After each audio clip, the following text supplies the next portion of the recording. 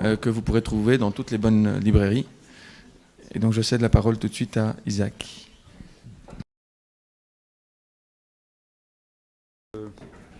J'attends l'image. Merci d'être venu. Alors, je bougeais parce que sinon ça fait... Vous me voyez. Alors, je commence. Qu'est-ce que vous en pensez font ces gens-là? Dites-moi. Ils sont en train de faire quoi? Du ski? Non, ceux qui connaissent les réponses, ils ne disent pas. Hein. Ils sautent encore? Ils sont heureux? Et ils prennent de la hauteur. C'est joli. Il y a des gens qui disent ils sautent derrière et puis ils tombent là-bas parce que ils posent pour la photo. Alors, est-ce qu'on peut juste régler un petit peu le son? Ah, il faut qu'on bouge ça. Très bien. Alors, pourquoi je prie cette image? Parce que pour moi, c'est une illustration des gens qui sont en train de travailler. Alors, ça vous paraît impensable. C'est paru aussi pour moi impensable. Effectivement, vous allez voir que l'entreprise libérée n'est pas une philosophie. Mais, full disclosure, quand j'ai commencé cette recherche-là, c'est une philosophie, pardon, c'est pas un modèle. Hein. Et donc, quand j'ai commencé à faire cette recherche-là, j'ai cherché un modèle, comme tous les chercheurs. Hein. Vous savez, vous trouvez des éléments qui sont des invariants dans toutes les entreprises que vous visitez, et puis vous dites, ou les organisations, et vous dites, j'ai trouvé un modèle, vous publiez un article, et vous devenez très connu parce qu'il y en a 5 personnes qui l'ont lu dans le monde. On n'a pas trouvé un modèle. Il est vrai que dans la plupart de ces entreprises-là, il y a beaucoup moins d'hierarchie. Il est vrai que dans très peu de ces entreprises-là, vous avez eu des parkings réservés pour la direction. Mais, par exemple, je ne sais pas, on dit assez souvent dans ces entreprises, il n'y a pas de pointeuse. Ben, chez les collègues de Franck, d'un ministère de Transport et Mobilité, j'ai discuté encore récemment avec le DRH, je lui demande est-ce que vous avez une pointeuse ou non? Ben, la réponse, on ne sait pas. Ça dépend du jour. Effectivement, il y a des gens qui ont dit la pointeuse, c'est un élément de méfiance, de contrôle, voire de flicage. Et ils ont dit, OK, bah, si ça vous dérange, ne pointez pas. Mais c'est volontaire. Et donc, ceux qui ne veulent pas, bah, ils passent par la porte gauche, l'entrée. Et ceux qui veulent, il y a des gens qui adorent pointer aussi, c'est leur drogue du matin. Et donc, ils passent par la porte droite. Donc, il y a encore 6 mois, je crois, il y avait 60% des gens qui ne pointaient pas. Aujourd'hui, c'est jusqu'à 80%. Donc, ça bouge plutôt vers les pas pointés. Voilà. Donc, ce n'est pas un modèle, mais on a cherché quand même quelque chose qui est commun dans toutes ces entreprises-là. Et un jour, après avoir vu une dizaine, moi et mon co-auteur, on se dit, il y a une chose qu'on a vue dans toutes ces entreprises-là. Et c'est un sourire sur le visage des gens. Alors, ça paraît incroyable, là, surtout si vous venez de France, et le mot travail, ça vient de la racine trépaleum, hein, donc on souffre et les gens sont contents. Donc, quand j'ai commencé à parler de ces entreprises-là, de cette philosophie-là, à peu près en 2007, les gens ne me croyaient pas. Très longtemps, ils disent, la première réaction à toute innovation, y compris innovation sociale, c'est pas vrai. C'est pas vrai. Vous savez les deux autres, non? La deuxième, c'est dangereux, la troisième, on a fait déjà. Ça, on est maintenant à la troisième phase. Il y a des gens, ils disent, on est libéré déjà depuis très longtemps, c'est notre ADN, etc. Donc, c'est ça, c'est d'ailleurs un peu dangereux. Hein. Okay. Donc, comment vous allez convaincre les Français que quelque chose existe? Ils disent, c'est pas vrai, comment vous allez convaincre? Vous savez ce qu'il faut faire, non? Non? Il faut passer à la télé. Si c'est vu à la télé, c'est bon, tout le monde dit c'est bon. Et donc, j'ai cherché un producteur et effectivement, je vais vous montrer, vous savez certainement, vous avez vu ce film qui s'appelle Le bonheur au travail. Je vais vous montrer un petit clip de 1 minute et demie qui de gens comme ça existent. On va voir le son.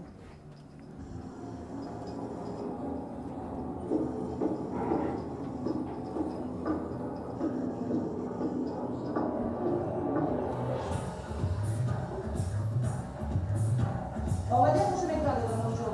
On dit que dans la journée que je vais travailler, je prends un gramme de nutrition. I have always been against hierarchy and against strict rules. I worked in a normal company and then I thought always that can't be true that I have to come at 8 o'clock to work and leave at 4 o'clock. Little by little it became a passion to me. I wanted to show that there is another way to manage a company. They came up with some very simple things. Let's tell the truth. Let's be fair. Let's keep our promises. Let's respect the individual. and let's encourage intellectual curiosity. Et bonsoir Sébastien. Oui, allô Sébastien? Ça serait pour enregistrer une intervention, s'il te plaît. On a dit voilà comment vous aimeriez être rémunéré. On a demandé à tout le monde de donner ses opinions. Donc cette rémunération, elle a été décidée par l'ensemble des salariés. Bob's style is to say, here are the objectives, you figure out what the solution is. If I've got the right people, then they're going to make the right decision. It's good. I mean, it's all about respect. You give respect to others and they give you respect back. Alors avant, on avait un directeur d'usine, on avait un chef du personnel, on avait des contremaîtres et des chefs de ligne. Quand vous êtes hiérarchique et que d'un coup vous n'êtes plus, il y a vraiment un travail sur soi-même à faire. On l'accepte, on l'accepte pas. Donc je vois les gens soumis, ils sont beaucoup plus heureux, ils sont calmes, ils sont zen. Et ça, c'est grâce justement à ce travail de fond. Je pense qu'on décuple la productivité des personnes dans un système comme celui-ci, évidemment. I knew that if I went to a minister in the beginning and say, you won't tell people when I'm where to work, they would go berserk. So I didn't. I just worked it out. And after 3-4 years, they said, hey, what have you been doing there? I said, sorry, you can't get that now. And then they saw the results, and the results were better than before. So they wanted to be in the picture, and we put them in the picture. It's kind of a double-edged sword too, because when you're given all of the liberties and all of the trust to do your job and do it well, you better perform. Voilà, donc ça c'est le fameux film, le plus grand nombre de téléchargements de l'histoire d'Arte, un demi-million. Plus, je crois, que tout le reste dans l'histoire d'Arte. Les gens s'intéressent. Payant, hein, pas gratuit. Alors, est-ce que c'est vraiment comme ça? Vous avez vu qu'il y a des gens, effectivement, chez Carlos, dans le ministère de Sécurité sociale, vous avez vu d'autres exemples. Est-ce qu'en France, partout, les gens sont comme ça? Vous voyez, ils se lèvent le matin et disent, c'est vraiment, j'ai de la chance dans ma vie, quoi. Je vais travailler dans cette entreprise, je vais m'éclater, je vais prendre plein d'initiatives. Quand on rentre chez lui, il dit, chérie, avant que prendre l'apéritif, je vais te raconter la journée que je viens de passer. C'était génial. Et quand il se couche, il dit, j'ai hâte de me lever au lendemain parce que chaque jour, c'est comme ça. Ils sont combien Français qui vivent ça chaque jour? Combien? Pourcentage des Français? Ceux qui connaissent la réponse, vous ne dites pas, hein, mais vous êtes prêts. En tout cas, vous savez, ils sont 9%. 9%, c'est le baromètre de Gallup Q12. Hein. Et donc, pourquoi les poules? Alors, je ne vais pas demander ici, je crois qu'il y en a des gens de RH. Les poules sont recrutées pour quoi faire? Le job description de la poule. Pondre des œufs. Vous êtes bon, on peut travailler en RH, mais il faut être plus précis. Hein, il faut être plus précis. Donc, il y a deux catégories de poules. Il y a des poules non spécialisées, c'est les œufs blancs, on est d'accord. Et puis, il y a hypo. Vous connaissez hypo? Hypo, c'est très important. C'est des œufs marrons. Donc, vous avez recruté pour prendre des œufs marrons. Premier jour, elle va dans le poulailler, elle sort du poulailler, elle est toute fière. Et ça, c'est une inquiétude généralisée de l'entreprise. On ne comprend pas ce qu'elle a fait. On va vérifier. On a trouvé que la pondu à 9. C'est un même ISO 9001, hein, et donc la forme est bien, le poids est bien, la couleur n'est pas conforme. Elle a pondu un œuf de mauvaise couleur. Quelle couleur? Vous dites blanc. Non, elle a pondu un œuf en or. Vous ne pouvez pas imaginer l'inquiétude généralisée. Les premiers, c'est des managers. Ils disent, celle-ci va demander tout de suite l'augmentation, mais ce n'est pas prévu par la grille RH, première année. Donc, qu'est-ce que je fais avec elle? Et là, vous voyez, les collègues, il y a un petit comité, les Français, ils adorent se révolter, vous voyez, et bien, ils disent, à cause d'elle, les managers, on les connaît, ils vont nous augmenter la norme, le salaire, il ne va pas suivre. Hein. Donc, il n'y a personne qui est content, il explique globalement, il dit, je ne comprends pas cette agitation. Hein. Il dit, c'est même taille, ils disent, oui, c'est même effort, même souffrance, oui. Bon, je sais faire un or, je fais un or, je ne demande rien du tout. Or, les Français qui vous pondent des œufs en or et ne demandent rien, c'est 9%. La deuxième catégorie, c'est les collaborateurs désengagés. Désengagés, je vous donne la définition la plus courte que j'ai entendue. Ce sont des gens qui viennent chaque jour au travail ils viennent pour partir. Ça, c'est désengagé. Hein. Donc, combien ils sont en France? Vous savez, vous demandez comment ça va, il dit comment lundi. Il dit, qu'est-ce que tu as fait aujourd'hui? Il a dit, peut-être demande, j'ai fait mon minimum syndical, quoi. Ils sont combien en France? 25%, 30%. Il fallait mettre des ceintures ici. Il n'y a pas de ceintures. Hein. Il faut s'attacher. Bon, ils sont 65%. Je vais juste défendre. Il ressemble à un cheval fatigué dès le matin. Vous voyez, il est déjà fatigué un peu. Donc, je vais vous tout de suite défendre quand même ces gens-là parce que ça fait beaucoup. Hein. Ce sont des gens qui sont professionnels, ils sont généralement bien recrutés ou formés, ils ont même une éthique de travail et ils vont bien faire ce que leur chef demande à faire, mais pas plus. Ce sont des bons exécutants.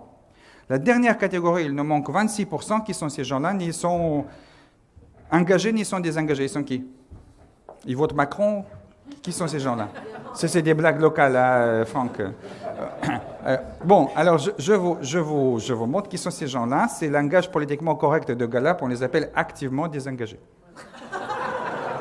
Alors, je vous donne la définition, ceux qui ne connaissez pas. C'est une définition officielle. Non seulement ce sont des gens malheureux au travail, mais chaque jour, ils viennent pour démontrer leur malheur. Et leur façon préférée, c'est de se prendre aux collaborateurs engagés.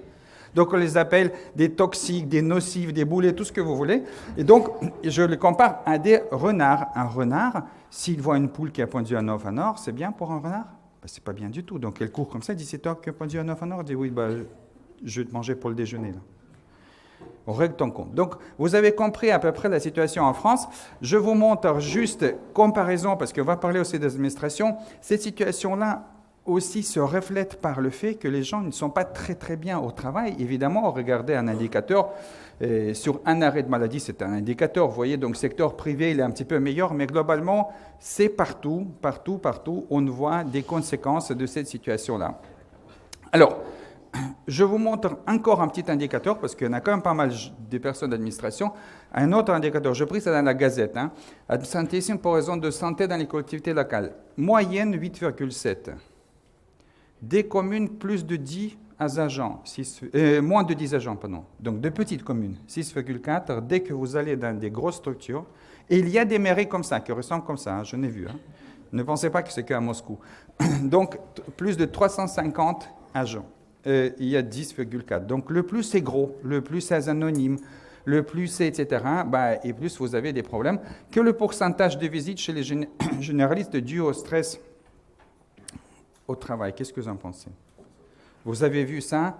Donc, j'ai montré ça sur le truc, 75, et ça, certaines études montrent jusqu'à 90. Donc, tous les problèmes musculo-squelettiques, mal au dos, mal au ventre, eczéma, etc., etc., donc, voilà. Et dernière chose, cause numéro 1 du stress au travail.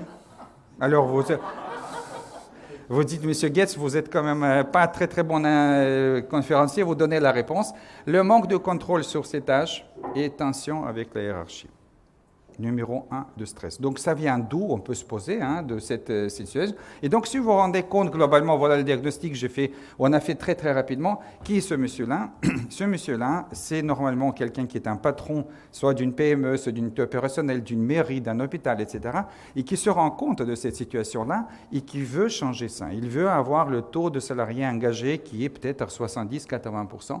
Il regarde cette montagne-là parce que c'est quelque chose qui est lointain. Il essaie d'imaginer comment on pourrait travailler différemment. Et donc, on est là entendu, comme vous, peut-être, de l'entreprise libérée. Donc, je vais vous montrer en 1 minute, c'est quoi.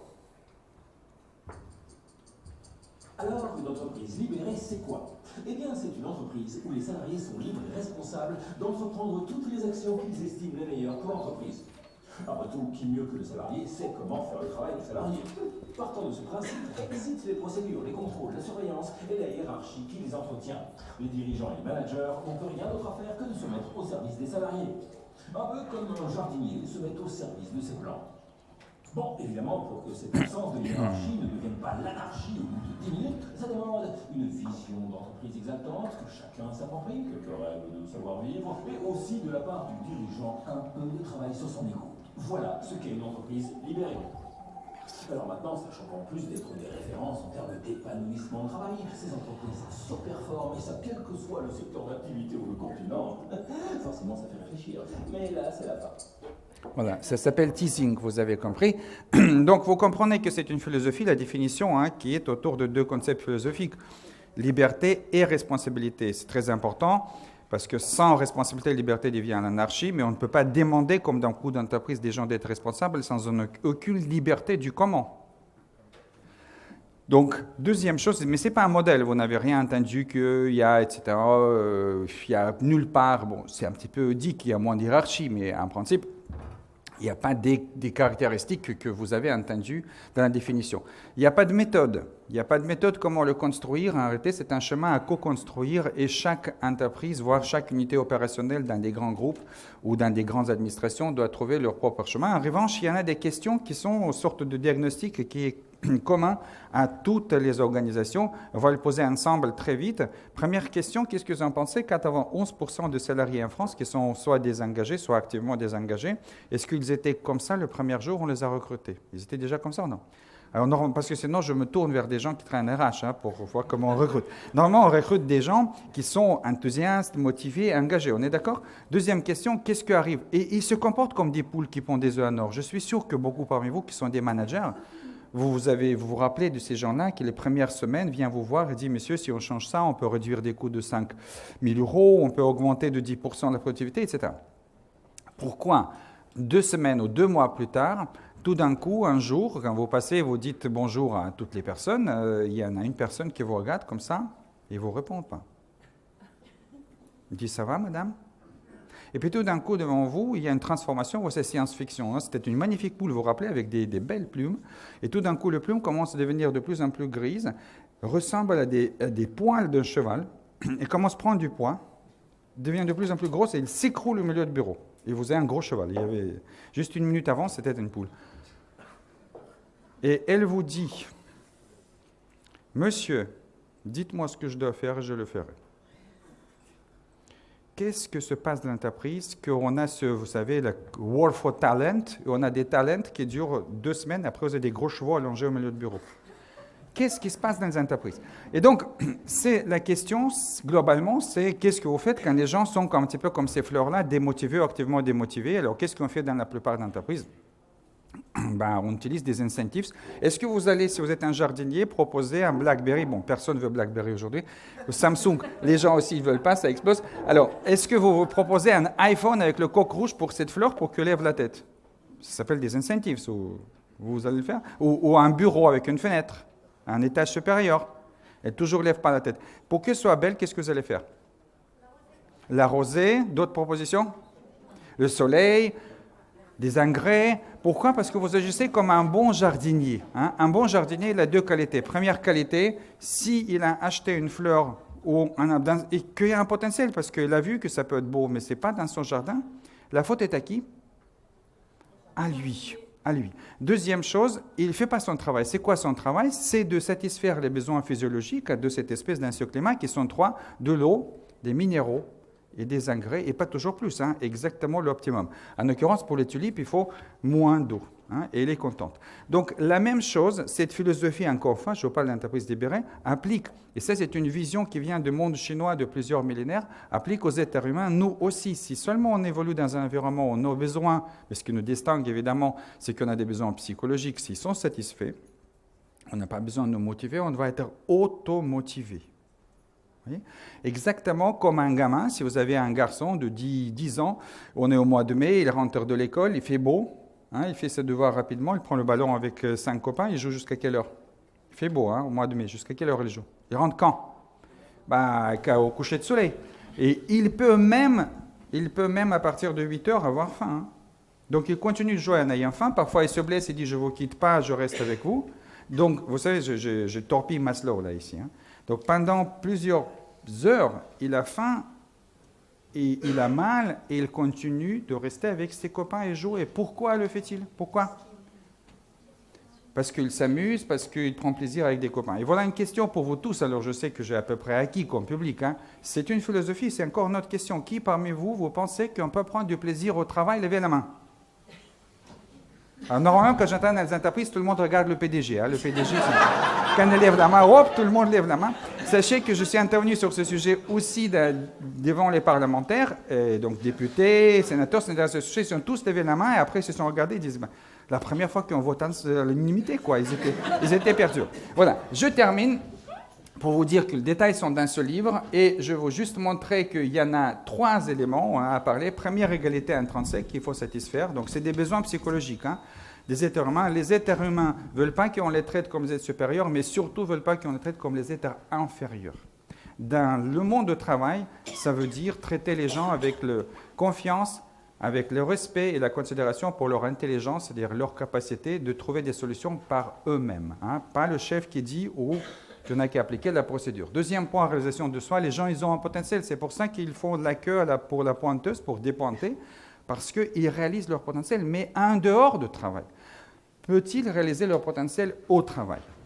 Troisième chose, l'autodirection. Les êtres humains n'aiment pas qu'on leur dise ce qu'il faut faire, n'aiment pas qu'on les contrôle. Certains le détestent, et pas que des adolescents.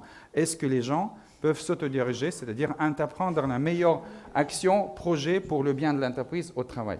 Voilà, je termine, et peut-être je ne vais pas donner cet exemple-là, je laisse la parole aux autres. Merci.